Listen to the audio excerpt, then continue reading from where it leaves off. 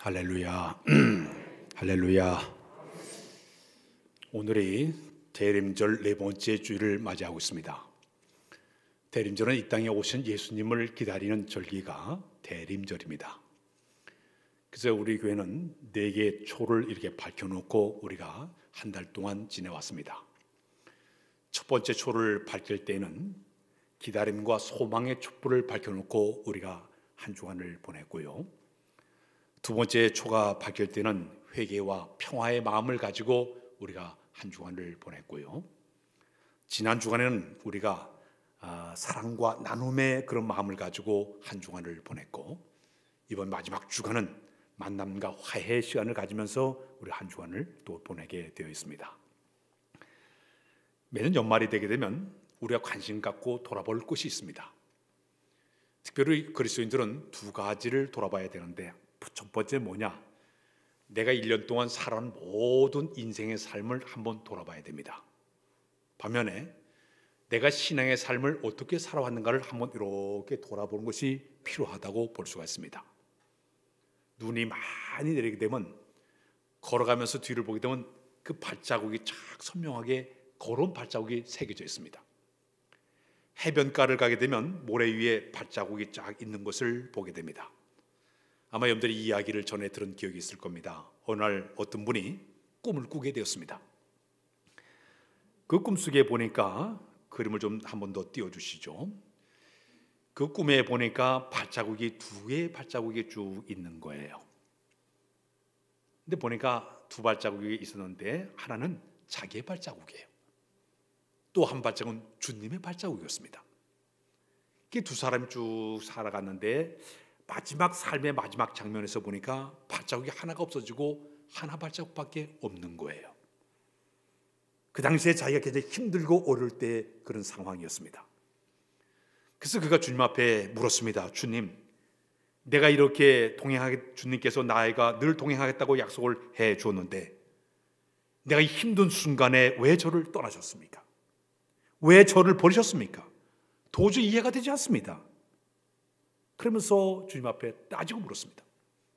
그때 우리 주님께서 대답하시기를, 그 발자국은 내 발자국이 아니라 내 발자국이야. 내가 너무 힘들어하고 고달프고 너무 괴로워하기 때문에 내가 너를 등에 업고 걸어간 내 발자국이나 그랬습니다. 그 순간 그가 눈물을 흘리면서, 주님, 그랬군요. 울면서 내가 잘못했습니다. 내가 힘들어할 때 나를 떠나지 아니하고 나를 등에 업고 이렇게 걸어가신 주님을 생각할 때 너무너무 감격스럽다고 그랬습니다. 그때 노랫말이 나온 것이 나의 등 뒤에서는 노랫말이, 우리 찬양 한번 부르면서 진행할 거예요. 나의 등, 박수 치면서 부르겠습니다. 힘있게. 나의 등 뒤에서, 나의 등 뒤에서 나를 도우시는 주.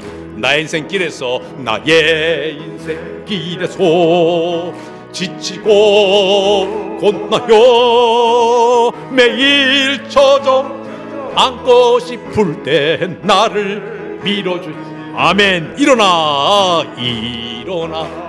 걸으라.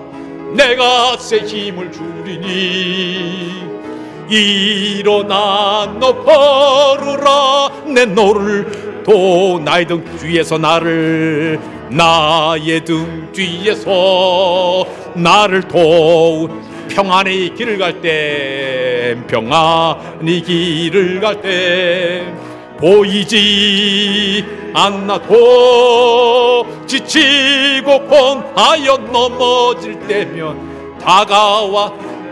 아멘. 일어나 걸으라. 일어나 걸으라. 내가 새 힘을 주리니 일어나 너 걸으라. 내 너를 나의 등 뒤에서, 나의 등 뒤에서 나를 때때로 뒤돌아보면, 때때로 뒤돌아보면 여전히 계신 주, 잔잔함이 서로 바라보시며 나를 재촉하신. 일어나 걸으라. 일어나 걸으라. 내가 새 힘을 주리니 일어나 너 걸으라 내 너를 도우리. 할렐루야. 우리가 지치고 힘들 때 주님을 나의 등에 업으시고 올 한 해 동안 걸어오신 줄로 믿습니다. 그래서 우리 연말을 맞이하게 되면 우리가 우리 삶의 길을 한번 돌아보는 것, 또 신앙의 길을 걸은 것을 돌아본 것이 필요하다고 볼 수가 있습니다. 두 번째, 우리가 더 볼 것이 있습니다. 내 주변에 가난하고 소외된 이웃을 돌아봐야 됩니다. 이사야 61장 1절로 3절에 보게 되면 이런 말, 시작. 주 여호와의 영이 내게 내리셨으니 이는 여호와께서 내게 기름을 부으사 가난한 자에게 아름다운 소식을 전하게 하려 함이심이라. 나를 보내사 마음이 상한 자를 고치며 포된 자에게 자유를, 갇힌 자에게 노임을 선포하며 여호와의 은혜의 해와 우리 하나님의 보복의 날을 선포하여 모든 숨자를 위로하되. 자, 여기까지만요. 너무 기니까 여기까지. 여기 보게 되면 슬픈 자, 마음이 상한 자, 포된 자, 간 자를 내가 돌아보는 것 필요한 줄로 믿습니다. 성경 말씀에 보면 그런 말씀입니다. 잠언 11장 24절로 25절에 시작. 흩어 구제하여도 더 부하게 되나니 과도히 아껴도 가난하게 될 뿐이니라. 오늘 본문에도 그런 말씀, 다음 오늘 본문에 디모데전서 6장 18절 시작. 선을 행하고 선한 사업을 많이 하고 나눠주기를 좋아하며 노론자가 되게 하라. 자, 성경 구석구석에 보니까 나눠줘라, 베풀어라, 이웃을 돌아보라, 그런 말씀들이 성경 구석구석에 상당히 많이 나와 있습니다. 오늘 이 세상을 살아가는 사람들의 모습을 보게 되면 네 종류의 사람으로 구별할 수가 있습니다. 첫 번째 사람은 어떤 사람인가 하면은 행복을 말만 하지만 행복하지 않은 사람이 있습니다. 행복이 무엇인지 말도 잘하고 가치기를 잘하지만 정작 자기 자신은 행복하지 않은 사람이 있습니다. 철학자 한 분 있었습니다. 그가 책을 써놨는데 하나님의 사랑이라는 책을 그분이 써놓았습니다. 출판되자마자 베스트셀러가 돼서 많은 사람들이 그 책을 읽으면서 위로를 받았어요. 특히 정신과 의사들이 자기가 상담 오는 사람들은 이 책을 읽어보라고 할 정도로 대단히 유명한 책을 쓰신 철학자였습니다. 어느 날 의사 한 분이 좋지 않은 모습으로 환자를 만나게 되었습니다. 여러 가지 진찰을 쭉 해보니까 중증 환자예요. 진찰을 마친 다음에 정신병 이 의사 환자분이 당신 내가 책을 한 권 소개할 테니까 읽어보라고, 이 하나님의 사랑 이 책을 한번 읽어보라고 얘기했습니다. 그런데 이분이 못되더니 사실은 그 책의 저자가 접니다. 그랬습니다. 자기는 남들에게 행복하라 가르치고 말을 했지만은 정작 자기 자신은 행복하지 않았다고 이야기하고 있습니다. 이게 사람들 가운데 행복합니다 말하지만 전혀 행복하지 않은 사람이 첫 번째 사람이에요. 두 번째 사람은 늘 행복을 기다리며 사는 사람입니다. 가끔 여기 지나다 보면 복권 가게 보니까 차 세워놓고 복권 사는 사람들이 상당히 많아요. 나에게 로또 보고 한번 당첨돼서 좋겠다, 그러면 행복하겠다, 그런 마음으로 복권을 사지 않습니까? 성전 미문에 앉았던 안질뱅이, 사람들이 오면서 돈을 뚝뚝 던져주는 그것을 기다리면서 살았던 사람이 있습니다. 베드사 연못가에는 38년 중부병자는 물이 동하면 들어가려고 준비되면서 기다렸던 사람도 있습니다. 이게 사람들 가운데는 행복을 기다리며 사는 사람이 있습니다. 세 번째 사람이 있습니다. 행복을 깨트린 사람이 있어요. 가정의 남편이 아주 술 중독이 되어가지고 날마다 술을 먹고 들어오는 거예요. 들어오자마자 그냥 집안에 김을 때려 부수고, 옛날에 저희 집이 새집이 이렇게 쪼여, 새를 들은 사람들이 많았어요. 우리 집 앞에, 집 옆에 보면 앞에도 새집, 뒤에도 새집이 쪼였어요. 근데 저 앞집에 있는 사람, 제가 학생 시절에 보니까요, 수타베이가 있었어. 맨날 술 먹고 들어오면 그냥 부인을 두들겨 패는 거예요. 그러니 부인이 쫓겨가지고 우리 집 그가 가지고 숨기도 하고 뒤가 도망다니고, 그 화가 나면 그냥 집길 갖다 막 마당에 집어던지고 그런 사람을 봤어요. 그 사람 때문에 집안의 행복이 다 깨졌어요. 도박에 빠져가지고 모든 걸 다 날려버려가지고 행복을 깨는 사람이 있어요. 마약에 중독돼 가지고 험한 세월을 보내는 사람도 있습니다. 행복을 깨뜨리는 사람이죠. 어떤 자녀는 학교도 안 가고 가출을 하고 폭력배에 올려가지고 가정에 아주 불행을 심는 이런 자녀들이 있어서 그 아이 때문에 가정에 고통당한 사람도 있습니다. 매일 아침마다 신문이나 라디오를 볼 때마다, TV를 볼 때마다 살인, 강도, 강간철도 때문에 완전히 나라를 갖다 행복을 깨뜨리는 그런 사람들도 있습니다. 교회도 마찬가지예요. 교회가 늘 행복하고 기쁨이 넘쳐야 되는데 만일에 교회의 행복이 깨진다고 가정해 보십시오. 기쁨이 사라지게 되면 교인들이 어떻게 행복하게 신앙생활을 하겠습니까? 사랑하는 여러분, 우리 주변에 보게 되면 행복을 깨뜨리는 그런 사람이 있습니다. 마지막에는 행복을 나눠주는 사람이 있습니다. 해피메이커죠. 자기가 가진 것을 남에게 나눠주며 베풀면서 자기도 행복하고 남도 행복하게 하는 사람이 있습니다. 요즘 우리 주변에 보게 되면 우리 고아원이나 양로원이나 이 지체 자유자들을 이 복지를 찾아다니면서 내가 가진 물질을 아니면은 내가 가진 시간을 내가 가진 재능을 통해 가지고 사람들 기쁘게 하는 사람들이 얼마나 많습니까? 이 행복을 나눠주는 사람이에요. 한 조사기관에서 적어도 일주일에 한 번씩 자원봉사를 하게 되면 연봉 3천만 원이 올랐을 때 맞먹는 수준의 행복감을 느낀다 그랬습니다. 자원봉사로 간 남을 도와준데도 행복이 느껴진다. 그래서 그 사람들이 이게 행복을 느끼니까 또 가서 봉사하고 그렇게 사는 것이에요. 평소 아주 인색하기로 손만 한 부자가 있었습니다. 근데 어느 날 내가 이렇게 살면 안 되겠다 생각을 하고 유서를 쓰게 되었습니다. 내가 죽은 후에 내 재산을 구제재단에 다 기부하라는 내용의 유서를 다 썼습니다. 근데 어느 날 그가 유서를 읽다가 자기 자신 마음을 바꿨습니다. 내가 죽은 뒤를 베풀어봐야 무슨 소용이 있겠느냐. 살아생전해야 되지. 살아생전에 그가 유서를 찢어버리고 그날부터 열심히 나누고 베풀어 살다 보니까 그렇게 행복함을 그런 행복을 처음 느꼈다고 그분이 고백하게 되었습니다. 남들과 함께 나누는 것 굉장한 축복인 줄로 믿습니다. 행복한 삶이 되는 줄로 믿습니다. 지금 내가 한 해 동안 살아오면서 내가 내 주변에 약한 자를 얼마나 도왔는가 한번 돌아보십시오. 내 주변에 춤고 배부른 이웃을 내가 얼마나 구체적으로 내가 도왔는가 한번 돌아보십시오. 내 주변에 이 가난한 이웃을 내가 얼마나 도우면서 내가 살아왔는가 한번 돌아보십시오. 내가 남에게 이웃의 유익을 주려고 얼마나 노력을 많이 했는가 우리 자신을 한번 돌아보십시오. 내 삶이 너무 인색함과 내 만족에 빠지는 삶을 살았는가 우리 자신을 한번 돌아봐야 됩니다. 며칠 전은 저희 집 팜플렛이 왔어요. 전에 우리 교회에서 월드비전에서 와가지고 우리 김석균 그분과 찬양도 하고 월드비전에 이렇게 하지 않았습니까? 한 달에 3만 원씩을 이렇게 보내주게 되면 그 돈이 저 멀리 가가지고 이제 아이들을 돕는다. 그래서 저희들이 몇 년 전서부터 계속 한 달에 3만 원씩을 계속 보내줬습니다. 그들이 이제 며칠 전에 저희 집 팜플렛이 왔는데 보니까 옛날에는 저희가 보낸 그 3만 원이 저 아프리카에 있는 아이들에게 그 돈이 써졌는데 며칠 전에 왔는데 보니까 미얀마의 얀라는 아이에게 그 돈이 가서 지금 쓰여지고 있다.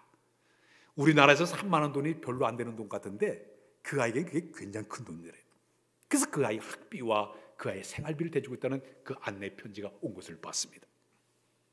이 남을 도와주는 것 귀한 일인 줄로 믿습니다. 특히 우리 기독교는 주는 종교예요. 사도행전 20장 35절에 보면 사도 바울이 예수님을 통해 직접 들은 말씀이 주는 자가 복 있는 자다. 그 말을 듣다고 얘기해요. 따라서 주는 자가 복이 있다. 우리 주님이 사도 바울을 통해 주신 귀한 말씀입니다. 특히 우리 하나님께서 이 세상에 우리 모든 것을 아낌없이 주신 분이 바로 우리 하나님이세요. 온 천지 만물을 다 창조하시고 우리 인간들에게 자연 환경과 땅과 하늘과 바다와 모든 걸 다 우리에게 다 주었습니다. 주실 뿐만 아니라 너희가 이 땅을 갖다가 번성하고 충만하고 땅을 다스리라. 우리가 아낌없이 주신 분이 바로 우리 하나님이세요. 우리 예수님이 이 땅에 오셔서 우리 인류의 구원을 위해서 아낌없이 자기 몸을 다 찢긴 몸을 다 우리에게 주었습니다.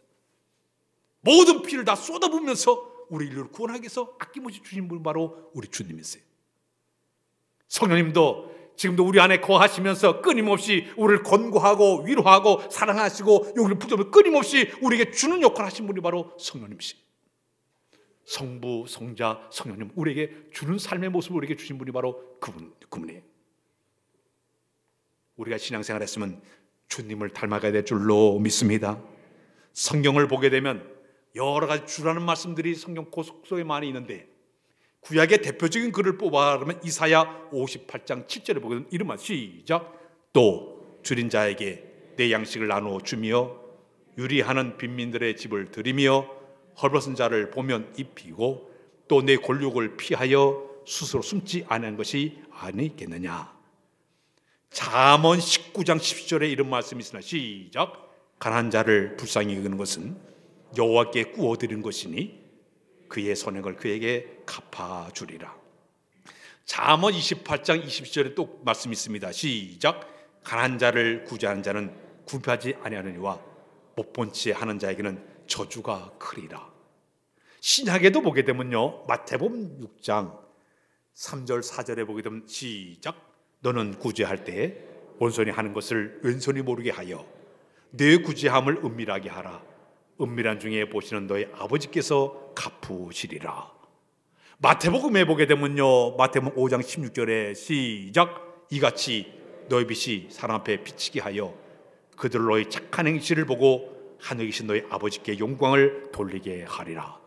베드로전서에 보게 되면요, 4장 9절로 10절에 이런 말 시작. 서로 대접하기를 원망 없이 하고 각각 은사를 받은 대로 하나님의 여러 가지 은혜를 맡은 선한 청지같이 서로 봉사하라. 성경 구석구석에 보게 되면 주라. 너희 이웃에게 모두 선을 베풀어라. 계속적으로 이야기를 하고 있습니다. 어느 구두수성공 할아버지가 한 분이 계셨습니다. 그의 간절한 소망이 뭐냐면은 생전을 자기가 예수님을 만나는 것이 그의 소망이었습니다. 어느 날 꿈을 꿨습니다. 갑자기 예수님께서 나타나신 거예요. 내가 내일 너희 집에 방문하겠다. 주님께서 말씀하셨습니다. 그러자 이 할아버지는 뛰듯이 기뻤습니다. 밤을 그냥 꼬박 지샐 정도로 너무너무 설렜습니다. 주님을 만나려고. 아침에 일어나자마자 쫓아가서 집안을 깨끗하게 청소를 했습니다. 음식을 맛있게 잘 마련했습니다. 양복을 착 차렸고 주님 오시기를 기다리게 됐습니다. 아침 지나고 점심때가 됐는데도 주님이 안 오시는 거예요. 저녁에 해가 뉘어놓을 가는데도 주님이 오시지를 않는 거예요. 그러니까 여기 있는 이 할아버지가 얼마나 실망 가운데 빠졌겠습니까? 자, 그런데 갑자기 기다리는데 주위에 배고파진 한 사람이 거지가 지나가다가 할아버지에게 먹을 것을 달라고 그러는 거예요. 주님 위해서 준비했던 모든 음식을 그 사람에게 주면서 먹으라고 줬습니다. 자, 그랬더니 그 사람이 아주 맛있게 먹고 지나갔습니다. 근데 잃어보니까 또 청소 할머니가 와가지고 또 일을 하는데 너무너무 불쌍해가지고 쫓아가서 할머니가 또 남은 음식을 또 줬습니다. 그 다음에 또 지나가니까요, 그 다음에는 그랬더니 추위에 벌벌 떨면서 사가장수 할머니가 서 있는 모습을 보면서 불쌍한 나머지 음식 팍팍 다 줬습니다. 주님의 줄 모든 음식을 그들에게 다 나눠주고 말았습니다. 그날 밤 잠을 자게 되었습니다. 그날 밤 잠에 또 주님이 나타나게 됐습니다. 그때 할아버지가 아니 주님 저희 집에 온다고 하시더니 왜 안 왔습니까? 대답하고 얘기를 했습니다. 그때 주님이 하실 말씀이 내가 어제 네 집에 3번이나 갔는데 내가 나를 잘 대줘서 내가 정말 내가 잘 먹었단다. 정말 내가 나를 사랑하는지 이제 알았다. 아니 주님이 언제 찾아왔습니까? 어제 만난 그 세상에 바로 나이라. 내 이웃을 사랑하고 대접하는 곳 내게 대접한 곳이니라. 주님이 그런 말씀을 들렸습니다. 이 톨스토이에 나오는 그런 작품인데 마태복음 25장 최후의 심판 모습을 얘기한 그 모습이 바로 이 이야기입니다. 자, 우리 예수님이 이 땅에 오시게 되면 마지막 심판을 딱 가게 되면 양과 염소로 딱 구분하게 됩니다. 염소편에 있는 사람에게는 이런 얘기했어. 너희는 내가 굶주릴 때 너희들은 나에게 먹을 것을 주지도 않았고, 내가 목마를 때 너희들은 나에게 먹을 것을 마실 물도 주지 않았고, 너희는 내가 나그네 되었을 때 나를 갖다 따뜻하게 대하지 않았고, 너희들은 내가 헐벗을 때 나에게 입을 것도 주지 않았고, 너희는 내가 병들었을 때 나를 돌봐주지도 않았고, 너희는 내가 감옥에 갇혔을 때 나를 찾아오지 않았느니라. 그게 이거는 이 염소편에 서면 아니 언제 주님이 우리를 찾아왔습니까? 막 대뜸 대들었습니다. 여기는 양의 편에 있는 사람에게 또 얘기하고 있습니다. 너희들은 내가 굶주릴 때 너희들은 나에게 먹을 것을 주었고, 너희는 내가 목마를 때 마실 물을 주었고, 너희들은 내가 나그네 되었을 때 따뜻하게 나를 맞이하게 되었고, 내가 헐벗어 입을 옷을 주었고, 병들었을 때 너희가 나를 돌봐줬고, 감옥에 있을 때도 나를 맞아주었다고 얘기했습니다. 아니, 주님이 언제 우리를 찾아왔습니까? 그때 주님이 하신 말씀이 작은 자에게 한 것이 곧 내게 한 것이니라. 주님의 말씀이 되는 줄로 믿습니다. 내 이웃에게 하는 것, 내 이웃에게 베푸는 것이 곧 내게 한 것이라 주님은 이야기를 하고 있습니다. 구약 성경을 보게 되면 제사 드리는 장면이 나오고 있습니다. 이스라엘 백성들은 제사를 드릴 때 소와 양과 염소를 죽여서 번제로 드리고 속죄제로 드리고 석곤제로 드리고 그렇게 제사를 드립니다. 그런데 이 소와 양과 염소를 가만히 보게 되면 이 동물들의 특징이 있습니다. 아낌없이 다 주는 동물이에요. 소나 양이나 염소, 이 고기가 얼마나 소고기 요즘 비싸잖아요. 염소고기도 먹어요. 요즘 이 개고기가 없어지니까 염소탕이 요즘 유명해요. 사람들이 또 거기다가 양고기집 요즘 많이 생겨나고 있어요. 양고기도 먹어요. 자, 그런데 이 고기만 주는 줄 알았더니 살아생전에는 이 젖소라든지 이 젖소나 양이나 염소들이 젖을 짜가지고 사람들에게 젖을 먹이를 아낌없이 나눠주게 됩니다. 죽게 되면요, 뼈도 푹 구워가지고 곰탕을 만들어가지고 곰탕을 먹기도 합니다. 심지어 이 꼬리곰탕이 얼마나 비싼지 몰라요. 꼬리까지 다 주게 됩니다. 가죽을 벗겨가지고 가죽 가지고 신발도 만들고 핸드백도 만들고 형제도 만들고 가죽으로 다 줍니다. 소 같은 경우는요, 살아생전 열심히 주인에서 일을 하면서 살다가 죽어서도 그렇게 모든 거 아끼면 다 줘버려요. 심지어 이 뿔을 가지고도 우리 3층에 보면 여기에 역사관이 있는데, 제가 이제 이스라엘 갔다가 하나 사왔습니다. 양의 뿔, 순임의 뿔을 왔는데 그게 뭐냐면 뚝 부는 나팔이에요. 양락 나팔이에요. 이 뿔까지도 다 주고 있습니다. 아낌없이 모든 걸 다 주는 것이 바로 하나님께 드려진 번제의 소와 양과 염소의 특징들입니다. 내가 가진 것을 아낌없이 줄 수 있는 것, 하나님께 드린 것도 있지만 이웃에게 나누는 것도 축복이 되는 줄로 믿습니다. 미국의 유저지주에 지난 1980년도서부터 25년 동안 제일 많이 기부한 사람이 있었습니다. 얼마를 기부했냐 보니까 42조 원의 엄청난 돈을 그분이 기부를 했습니다. 그런데 연말 12월 달이 되게 되면 자기 이름도 밝히지 않고 돈을 다 그가 이제 아낌없이 기부를 했습니다. 사람들이 그분의 신분이 누군가를 추적을 했지만 전혀 그분이 누군지 몰랐어요. 그러다가 1997년도 17년 만에 그 기부한 사람이 누군가 알게 되었습니다. 이분은 어떤 분인가 봤더니 1988년도에 포브스가 선정한 미국의 갑부 가운데 26위란 대단한 사람이었습니다. 이분이 돈을 기부한 돈을 가지고 세계 여러 나라의 대학교에, 병원에, 인권단체에, 의료기관에 보내가지고 많은 사람들이 아주 혜택을 상당히 보게 되었습니다. 그런데 이분이 기부한 그 내용을 어떻게 알게 됐는가 하면, 그가 운영하는 공항의 면세점을 매각한 다음에 서류를 정리하다 보니까 거기서 기부한 내용들이 거기 쭉 들어있는 거예요. 그래서 사람들이 그때 이분이 기부했던 걸 그때 알게 되었습니다. 근데 이분은 정작 자기 자신은 어떻게 사는가 봤더니 플라스틱 시계를 차고 다니고 있습니다. 낡은 플라스틱 시계를 차고 다니고, 서류 가방도 아니라 비닐봉투에 이 서류 들고 다니기도 하고, 식사할 때 저 허름한 식당에 식사를 하면서 아낌없이 그 모든 것을 갖다가 이웃에게 나눠주는 사람이 그분이었습니다. 그분이 세상을 떠났을 때에 그의 호주머니에 글이 하나 들어있었습니다. 아일랜드의 금원인 수유에는 호주머니가 없다. 글을 거기다 써놓았습니다. 그분이 이웃에게 나눠준 삶을 그가 살은 이유 가운데 가장 중요한 것은 그가 성경을 보다가 그가 누가복음 6장 38절의 말씀을 통해서 그가 은혜를 받았다고 합니다. 주라, 그러면 너에게 줄 것이니 곧 후이 되어, 우리 한번 읽어봐요. 시작. 주라, 그러면 너에게 줄 것이니 곧 후이 되어 누르고 흔들어 넘치도록 하여 너에게 안겨주리라. 너의 헤아리는 그 헤아림으로 너희는 헤아림을 도로받을 것이니라. 이 말씀을 통해서 자기가 내가 기부해야겠다, 그런 마음을 품게 됐다고 얘기합니다. 사람들이 이 땅에 살아가면서 돈을 버는 이유가 무엇인가 봤더니 5가지가 이유가 있다고 얘기합니다. 돈 버는 첫 번째 이유는 뭐냐? 풍부하고 윤택한 삶을 살기 위해서 돈을 번다고 얘기합니다. 돈 많으면 정말 좋은 집에 살 수 있습니다. 좋은 차 굴릴 수가 있습니다. 그리고 또 좋은 옷도 입고 명품 백도 들고 다닐 수 있고요. 여가 세상을 할 수가 있어요. 사람들이 돈 버는 이유가 윤택하고 풍성하게 살기 위해서, 풍부하게 살기 위해서 돈을 번다고 얘기합니다. 두 번째 이유, 당신이 돈을 버는 이유가 뭐냐 그랬더니 자기 만족과 욕심을 채우기 위해서 돈을 번다고 얘기합니다.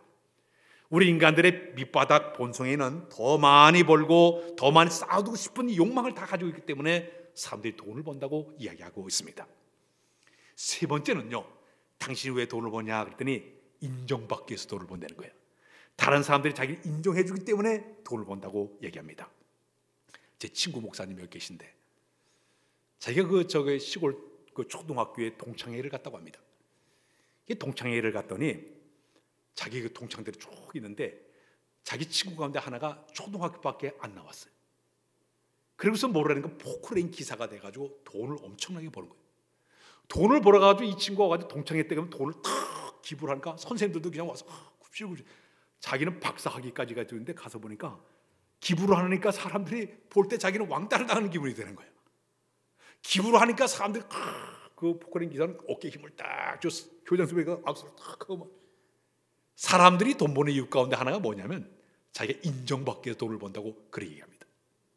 네 번째는 왜 돈을 버느냐 그러더니 돈을 많이 쌓아두면, 축적해 두면 기쁨이 있대, 만족이 있대. 이것 때문에 사람들이 돈을 번다고 얘기합니다. 마지막에는 당신 왜 돈을 버냐 그랬더니 장래 노후를 대비하기 위해서 돈을 법니다. 장래의 모든 안정과 장래를 미리 보장받기 위해서, 자기 미리 준비하기 위해서 돈을 번다고 사람들이 이야기를 하고 있습니다. 우리들 똑같은 그런 마음을 가지고 우리가 돈을 이렇게 벌고 살아가고 있습니다. 미국에 석유왕 록펠러라는 분이 계십니다.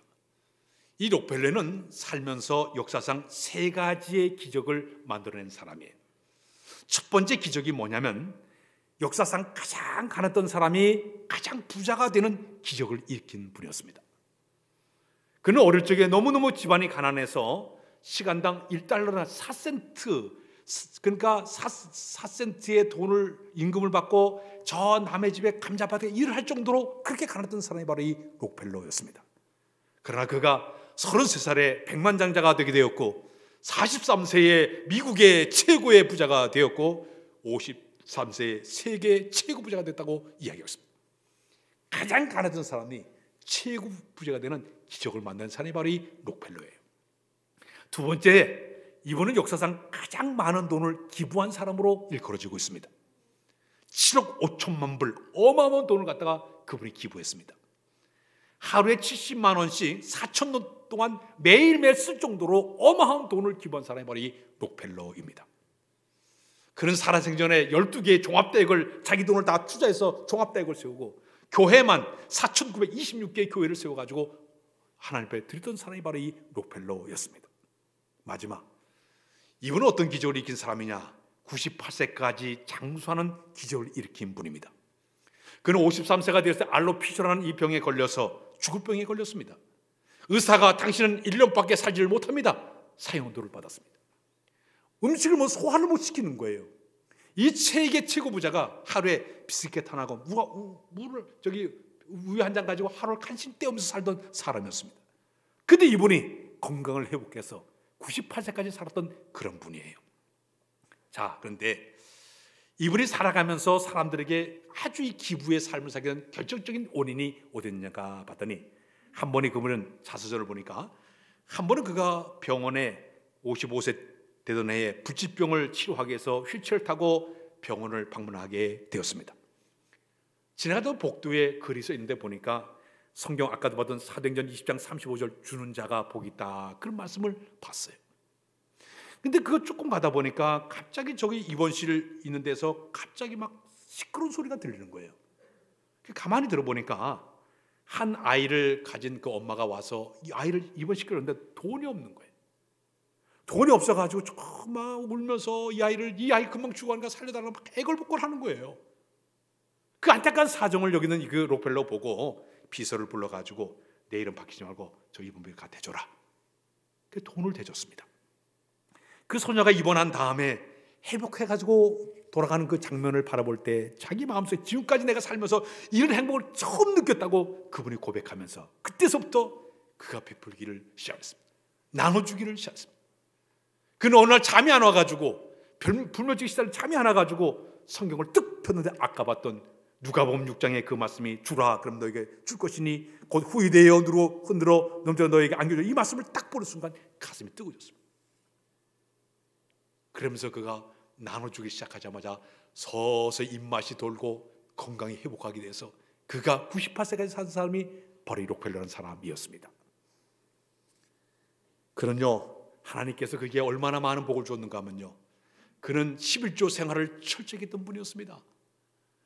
자기의 모든 기업체에 11조국을 만들었는데 그 11조국에서 11조만 관리하는 사람만 40명의 직원이 있을 정도로 철저히 하나님 앞에 11조 생활했던 사람이 바로 그분이었습니다.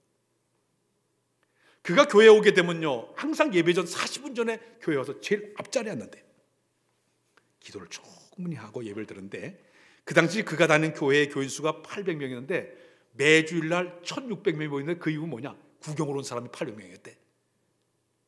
이렇게 하면서 그는 철저한 신앙과 믿음으로 남에게 이웃을 베풀며 살았던 사람이 바로 록펠러였습니다. 한 해가 다 저물었습니다. 한번 우리 돌아보십시오.